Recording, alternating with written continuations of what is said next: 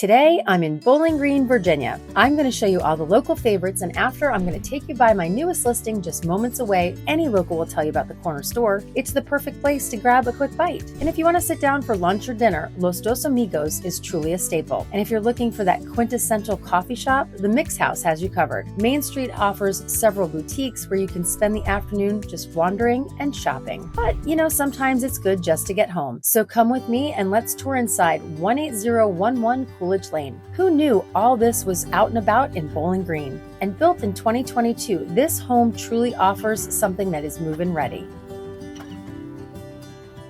And did you catch how seamlessly the kitchen flows into the living room? This perfect open floor plan offers 5 total bedrooms to include 1 on the main level, which means you won't be short on space. And the upper level features this incredible flex space in the form of a loft. The possibilities are almost endless with how you could use it.